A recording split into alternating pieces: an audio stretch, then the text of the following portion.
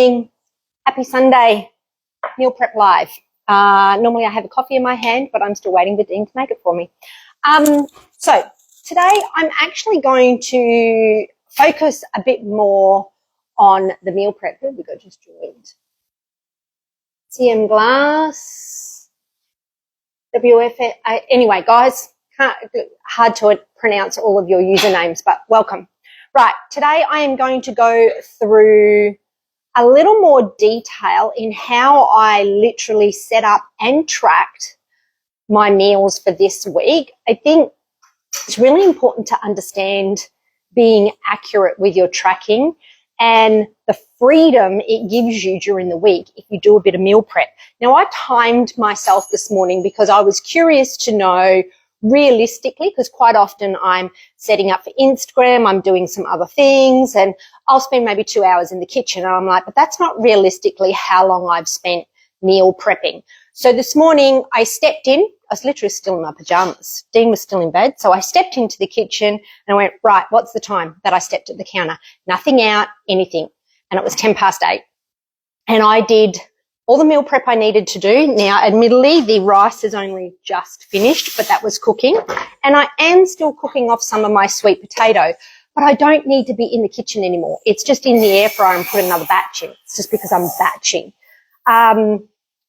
So I'll go through that. Now, the last few weeks I've been on Instagram a lot, promoting my new mentorship, very much about getting you hot and sculpted in your mid-40s, 50s, okay, midlife. Make yourself feel amazing again. Now, hot and sculpted is what you define as hot and sculpted. Okay, some people want that really lean look, great. Some people just want to feel great in their clothes again, look firm, have a bit of shape, but don't need to be super low body fat. The reality is super low body fat requires your body to be really healthy. And if you continue down the path of constantly cutting calories, constantly cutting carbs, constantly cutting dairy, because all the fads are out there, or fasting, keto, you're not going to get anywhere, because you cannot change the fact that the human body was designed to have all of these food groups, all right? And that is what feeds the systems within our body, and the systems are all interlinked. And if we don't optimize that, your body will not lose fat, you will not grow muscle, and you'll never get as lean as what you want. Even if you've got some muscle, you'll never get as lean as what you want, because you will fall apart. You have to be optimal to be sub 20%. And that's the reality. So keep that in mind. But when you start this journey, yes, you might have some fat loss to lose, but the biggest concentration point needs to be growing the muscle and getting optimal in your health. Get rid of all those perimenopause symptoms. Make sure you've got energy. Make sure you're sleeping right. Make sure you're feeding your body well. And the way we do that in the beginning is tracking our food for awareness, okay? And that doesn't mean track as you go. If you try and track as you go, the mental capacity that takes, you're forever in the app. If you spend the first few weeks, say month, setting things up, you'll get to this stage that I am at. And I literally spent 1 hour and 20 minutes in the kitchen this morning, and that was putting into chronometer what I was doing for the week as well. So yesterday I did my shopping. I decided on the foods that I was having and ordered them and had them delivered in the afternoon. So I spent half an hour doing the morning shopping online, and then it gets delivered. Don't have to think about it again. And then when I get up, first thing Sunday morning, I get the meal prep done, and then I've got the rest of the day to myself. 1 hour and 20 minutes to get it all done. So let's have a talk about what I'm having this week. Breakfast, lunch, and my snacks are pretty much staying the same as what they were last week. So I was able to copy and paste last week's Monday over to this Monday. So that was the first thing I could do really, really easy in chronometer. Copy current day, navigated to tomorrow's date, and press paste. Everything dropped in. Hi, Dean. And we did, and thank you for my coffee, darling. And I deleted all the dinner because I'm just changing the dinner essentially. So I am still having skim milk pancakes, which are amazing. I use 50 grams of skim milk powder, 10 grams of casein, an egg and a little bit of water. That's the pancake mix. I don't need to prep that. If I wanted to get really anal, say I was working out of the home, I would probably have them all just done up in little snap lock bags, the powder ready to go. So what I have to do is crack in the egg and the water, and away I go. And then I use 5 grams of butter to cook it off in the pan, and I'm done. And I thaw out 150 grams of frozen berries and put on 10 grams of maple syrup. Have it with an orange juice, and that's my breakfast. It's about a 500 calorie breakfast. I get my 30 grams of protein, and I get about 70 odd grams of carbs. It's an awesome start to the day. But as you can see there is eggs, there is dairy, there is butter, there is juice, all things that are going to nourish your system with vitamins and minerals and get you started for the day. Yes, protein is very important, but if you live on protein bars and flavored powders, that is not optimizing your system. All right, so let's be really, really clear about that.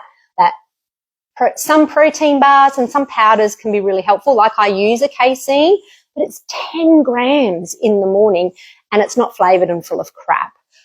I'm actually making the flavoring from the maple syrup, the berries, those sorts of things to make it super, super tasty. And let's not forget, I always put a pinch of salt in the batter as well, because we really need salt in our diets as well. So make sure you're salting plenty, particularly when we know that we're all lifting heavy and we're aiming. Heavy is relevant, remember. So if it's heavy for you and you're pushing, you're going to need recovery, and sodium will help you do that. All right. So don't skimp on the salt, ladies.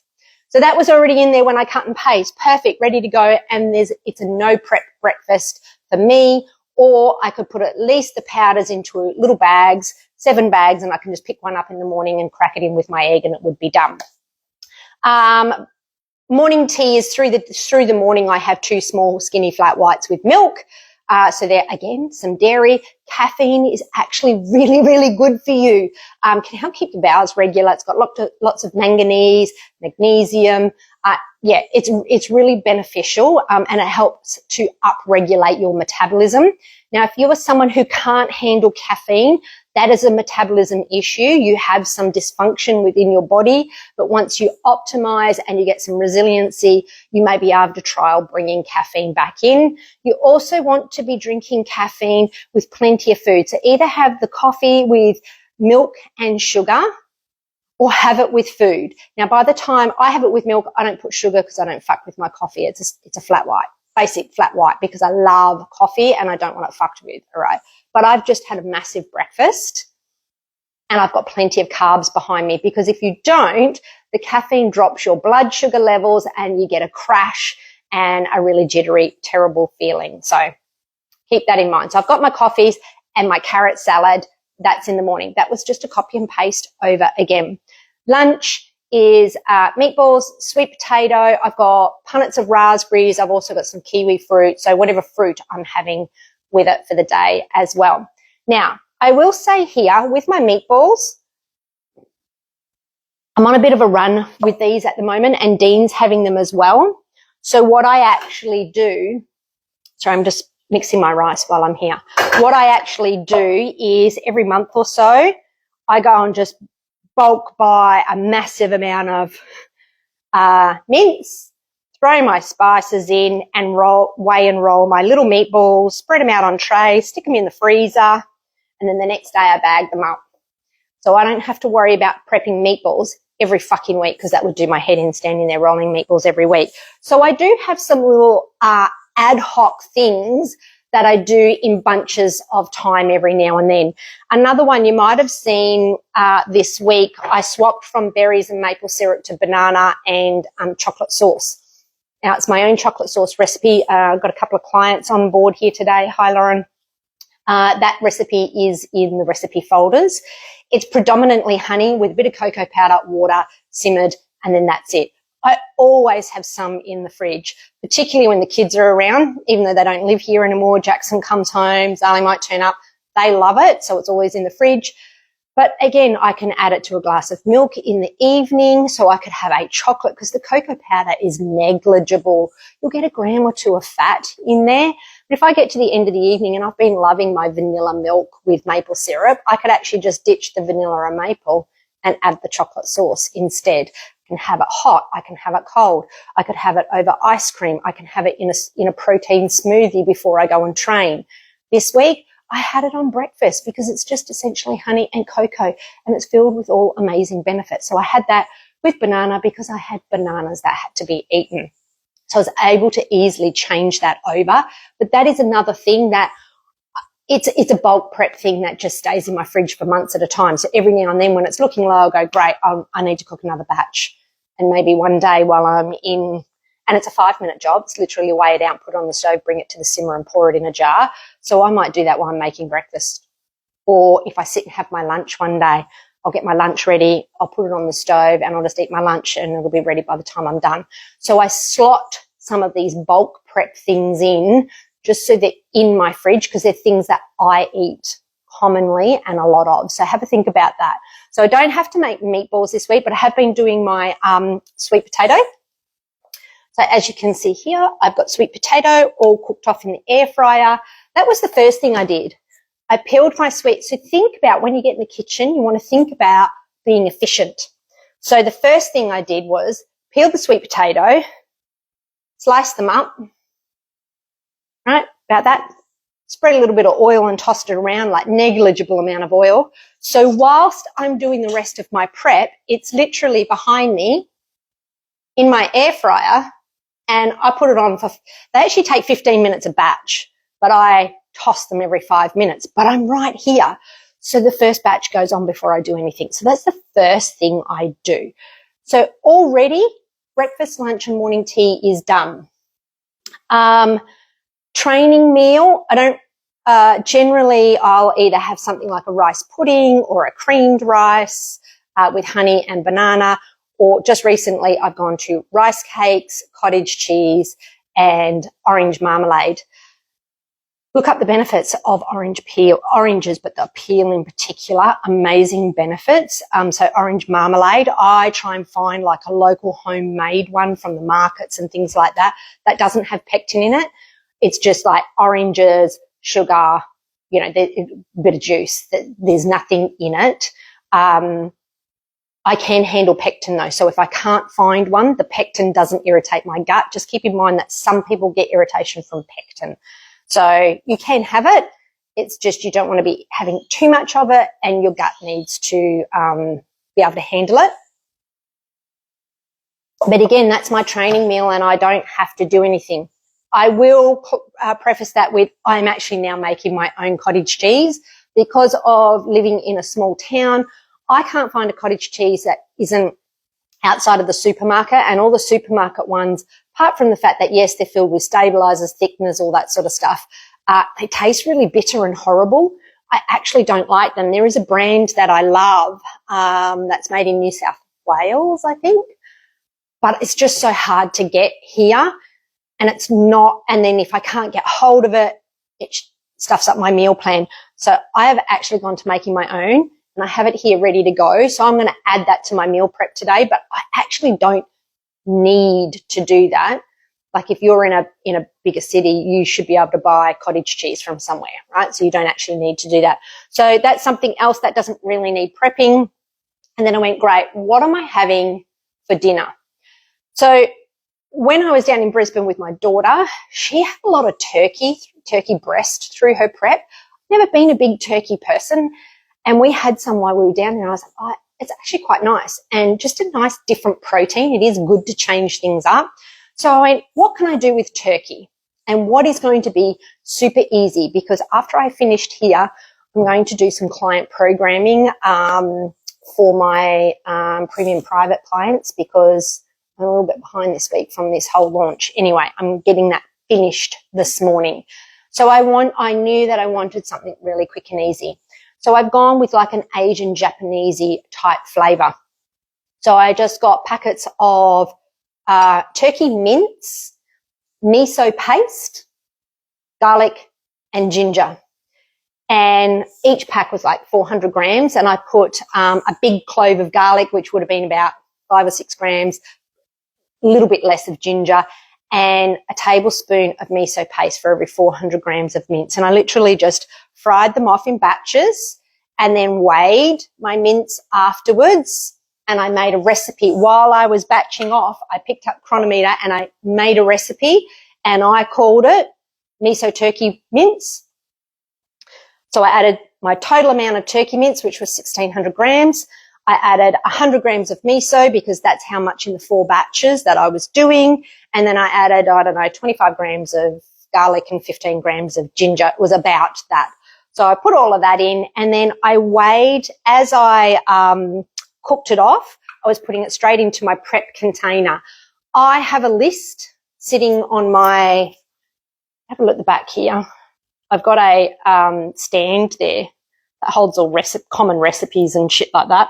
But I've also got a list on there of the weight of all my containers. That's a really great hack. So literally as I've cooked, I put it into the container, and then I've just weighed it afterwards, minus the 1 kilo for the container, and that was my cooked amount. So I put the cooked amount into the recipe, saved it, boom, done. That was literally a minute and a half, 2 minutes to create that recipe while I'm stirring something off. It was so easy.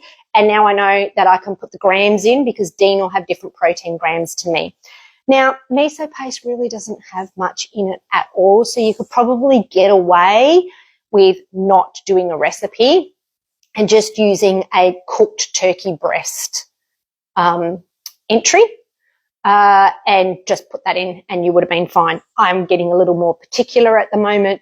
I just want to tighten things up. I want to eat as much food as possible while pushing some strength gains at the moment and not really gaining any body fat. So I'm getting very particular at the moment while I go through this drive. So I did do the cooked amount.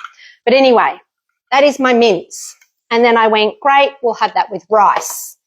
And then I thought, literally, this is on the run. I went, oh, that's going to be a little bit dry. So we want some sauce with it. So I made a sauce. Now, turkey breast does not have any of your gelatinous content of the meat. And very much in today's modern world, we've gone to lean meats, no fat, no gelatinous cuts. Where once upon a time we used to eat nose to tail, a lot of slow cooked meats. One, I am in the tropics, so I don't do a lot of slow cooked meals. I do in winter, but winter is like 4 weeks long for us, and it's really not that cold. 10 degrees is cold. So we don't get a long winter, so I don't tend to do a lot of those slow cooked meats. It heats the house up, and it's just not what you feel like eating when you're living in the tropics. So there's that one, and everyone's obsessed with low fat. So we get these really, really lean cuts of muscle meat, but if we only eat that, that can be quite inflammatory. And this is where I talk about optimizing your body. Collagen is an extremely important part for your health. It's an anti-inflammatory, so it offsets the muscle meat that you have. So you might hear, you might have heard along the way that, oh, red meat's inflammatory. It's just because you're eating siloed red muscle meat and nothing else with it. So put some gelatinous cuts into your diet, or add some collagen, or like I've done here, I've got a bone broth concentrate I can get from the supermarket, which is really clean. So it's gelatinous. So for the sauce, I just put some water in the pan that I had done the turkey in. So I picked up all those flavors from frying off the turkey. I put 2 cups of water in, or a cup and a half of water, I think it was. Sorry, I've got a really itchy nose this morning. Cup and a half of water, couple of big teaspoons of the gelatinous bone broth, so that's the collagen, but it also just gives some flavor, and that was a beef one. Another tablespoon of miso paste, a couple of tablespoons of soy. Put it in the pan, let it come to the boil, got all the bits off the pan to make it nice and flavoursome, and then I just thickened it with some corn flour. And whilst I was doing that, I literally made the recipe in Chronometer, just did create recipe, bone broth, miso paste, water, soy. And then at the end of it, I poured it into this container that was on the scale, and I know how much it weighs. So I know how much evaporation came off the water, and now I can just add that. And I know around 40 mils or 40 grams will be about all we need. But I was able to enter that in really easily. And then from there, we will have some rice and some veggies. So I just add enough rice and veggies to bring my carbs up from there. Now, Rice is done, and that will go in this container. I thought it was ready before, and I tipped it in, and there was still heaps of water in it, so it went back on the stove. I'll actually just tip that out now while I'm talking to you. So now I have a heap of rice ready to go, and whatever is left over, I'll break down into 100 gram, because we usually have anywhere between 100 and 150, depending on what else is in our meal. So I'll break them down into 100 gram bags and pop them into the freezer. So you can freeze rice. So I've always got something there later on. If there's any turkey mince left over, I will freeze that down into portion sizes of me and Dean. And then one night, if we run out of food or something happens or whatever, I can grab a turkey mince, I can grab a rice, and I can just put some soy over the top, and boom, you've got a meal. So maybe you want to cook a little bit extra so you can freeze down at the end of the week. Anyway, so I have my containers now of rice and the turkey mince. Another really, really easy thing was, now I'm in Australia, obviously. I actually found this brand. It's just veggies, frozen veggies. I'm not usually a fan, and I don't know why I bought them. It was a while ago, and it was just something quick that I wanted. They're actually already pre-blanched, so I literally take them, put them in a bowl and let them thaw in the fridge, and that will just go straight into my bowl. So when I'm serving now, so they're all there. We've got all the different containers, and I've just added the individual things. I've now got my turkey miso mince recipe that I can use at any time.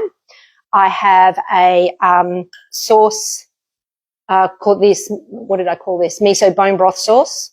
That's now a recipe I literally made this up as I went this morning. I kind of knew I was doing miso turkey mince, and then I looked at it and that's going to be really fucking dry. So I kind of created this as I went. But now I've got a recipe for this as well, and the turkey mince, that the next time I do it, I don't even have to create the recipe. When you get these banks of recipes in your chronometer is what I use if anyone's looking for a great tracking app. It has the most features without paying for it, and the most detail on nutrition without having to pay for it. So I highly recommend it. So when we go to do our meals now of a night time, basically we'll get a bowl and we'll put in our rice, our turkey, our veggies and our sauce and put it in the microwave and heat it. But because Dean eats slightly different amounts to me, he can weigh his out, I can weigh mine out, and we get exactly what we want. And that is how I do it. It's so, so easy, and it tastes fucking good. You know, I get so many women who come into my program to begin with are all about, oh, what recipes have you got? What do I need to eat? And I need to create. Honestly, start with eating the same thing all week. It's the easiest way to do it. Now, Dean and I continue to eat like that because we enjoy what we eat so much that you don't mind eating it all week. When you find what you love, I think I posted up something on my stories yesterday. I've got a cat walking around here. Let's say hello. Murphy. This is my little boy. He's a little more shy. Yeah, they're looking for these 5-star full-on recipe meals, and you've got no control over the macros in these full all-in-one recipe meals. That's for people who are advanced in tracking. Add those in later on. Even now, I only do them occasionally on the weekend because I actually don't want to spend the time cooking, is what it comes down to now. And we just love the simplicity of these macro-style bowls. So think of a protein, think of a flavor profile. Most of the time, spices and all that sort of stuff, you don't have to record. So soy and, onion powder and garlic powder and things like that, you wouldn't even record. Like they're negligible. So there's a lot of things that you don't have to record. I do things like bone broth and the miso paste, honey, sweet chili sauce. But all the recipes in my folders, in my chronometer now, is things like the sauces. So I have a protein. There's generally a sauce that will go on it for flavor, and whatever carb I add to it, and the fat comes along with it naturally through your meats and cooking.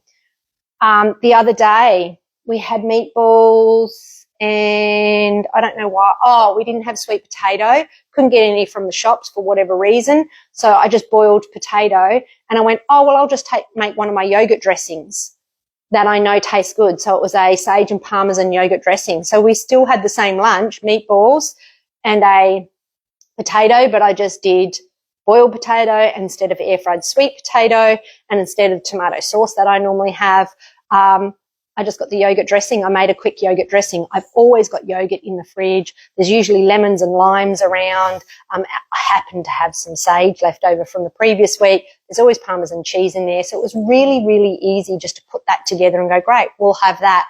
But the thing is, the recipe was already in Chronometer, so it was so easy to add and see what I was doing. And all what I had to do was, up and down the amount of protein and carbs I was having to allow for the sauce. Just change the grams was all I had to do. It wasn't a big deal because I'm eating in a way that the macros are separate, but so tasty when you go protein, flavor profile, carb, and a sauce to top it off, and veggies and stuff like that if you want it. So that's part of your carb.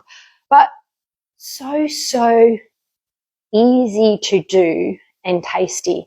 And when my clients get on board, you get comments like us, like they were all in there chatting the other day in our community. And it was like, how good is eating on repeat? I've got one lady, she came into me, she had total weight loss resistance, like she was weighing down to the grams of rice and she was just gaining weight, and she was literally tracking. Usually when people come in and say, oh, I'm eating 1,200 calories and I'm not losing weight, they're not weighing their food, they're not tracking. Really, they've got no idea. This lady was literally doing everything, but she had over supplemented in certain things that had thrown her total thyroid out of balance. Okay, so she'd introduced iodine and zinc and all these things in synthetic supplements out of balance with one another, and it really put her behind the eight ball. So her body was out of control, and she had some big gut issues from stress that had gone on as well. So we did all that repair, and now she's going through some deficit phases while lifting and gaining muscle. So now she's actually losing body fat, but she did it all while eating pancakes for breakfast every morning. Imagine that, pancakes every morning for breakfast and still losing weight. But like she said, 4 months of eating pancakes, I'm not sick of them and I'm losing weight. They were all in there talking about it the other day. And it's just an amazing way to eat, because they said it themselves. Why wouldn't you want to eat on repeat? It's easy to do when you love what you cook. I was talking to, did a strategy call with someone the other day. And she was literally like, oh, well, I've just come from another trainer, and I said something about broccoli and chicken and broccoli. And she's like, yeah, that's all I was eating, chicken and broccoli. You don't have to just go chicken, broccoli and rice and be plain. This is essentially, okay, it's not chicken, it's turkey. And yes, we have rice. And yes, there are some veggies, and yes, there is some broccoli in there. But I can tell you now, that is much tastier than plain old steamed chicken and fucking broccoli. It just, one, she wasn't eating the rice component, so the broccoli component is nowhere near enough carbs. And two, there was just no flavor in it. So of course you're going to get sick of eating that. And if you're eating just broccoli, it's really, for your carbs, you've got to eat a lot of it. And it's really harsh to digest. And yes, it's got oxalate, so it can interfere with too much of it can interfere with the absorption of other nutrients, but it also can cause your gut to get very inflamed, bloated. So if you're eating lots of kale and leafy greens and salads and broccoli and cauliflower and cabbage because you've been told it's amazing for you, one, not very bioavailable, so it's actually not that great. Two, it's excess amounts of fiber. We do need fiber. I'm not anti-fiber. I'm not one of these pro-metabolic people that are like, oh, don't ever eat broccoli. You do need some of it. But maybe you've been eating way too much and your gut is just so inflamed now. So if you've got lots of bloating, gas, constipation, removing those while your gut settles down is a really good idea. But the thing is you remove it now to bring it back in balanced amounts later on. I'm not about this.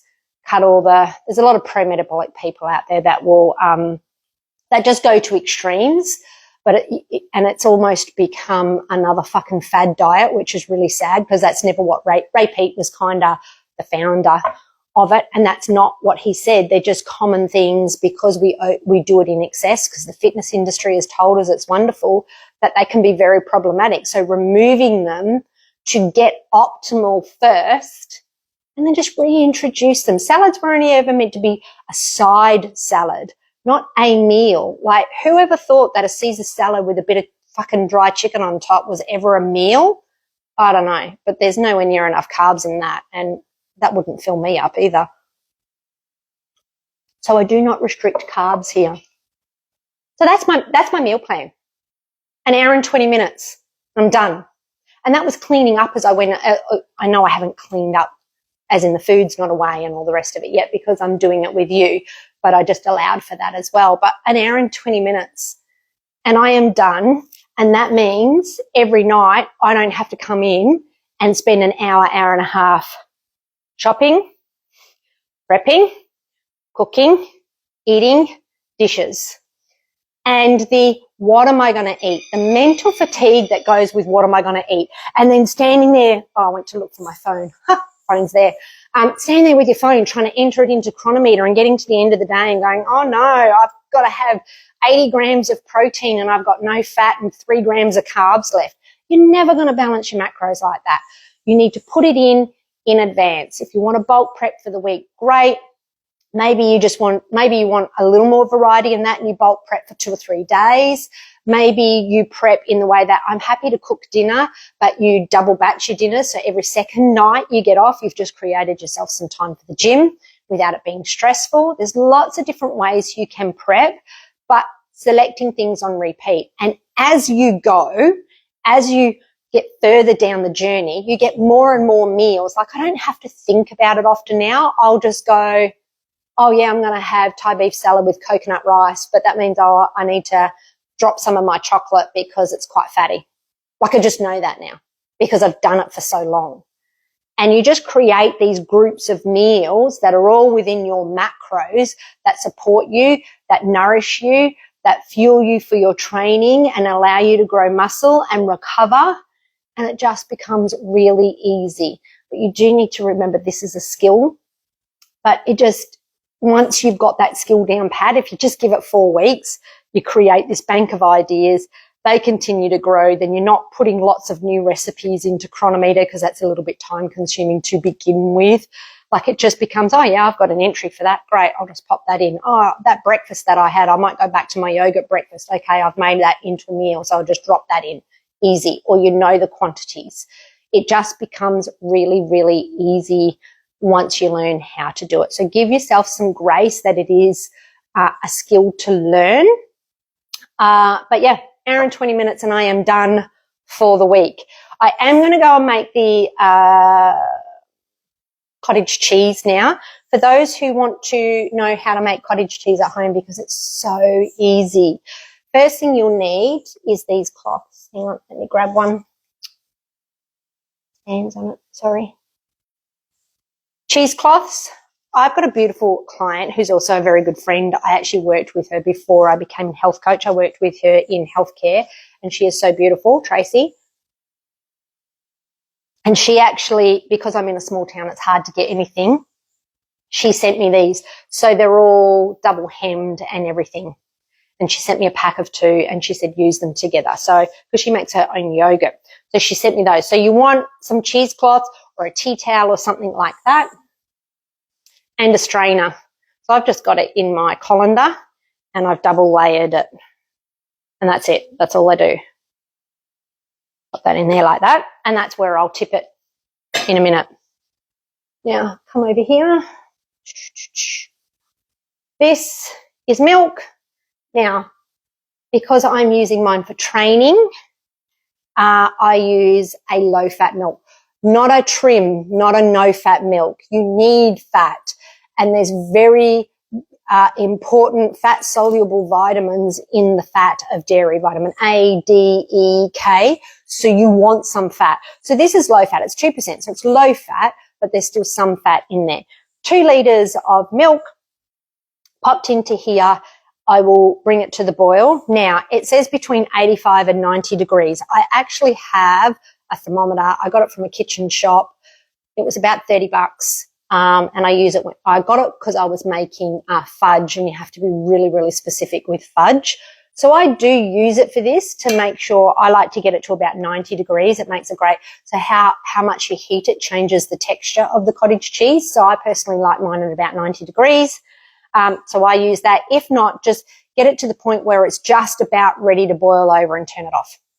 You don't want it rising and coming up. It's not boiled yet, but just before that point, and you turn it off. And then I have, there's about 3/4 of a cup of lemon juice there. So 1/2 to 3/4 of a cup for 2 litres of milk, of either lemon juice, apple cider vinegar, white vinegar, some sort of acid. I really love the flavour of lemon juice.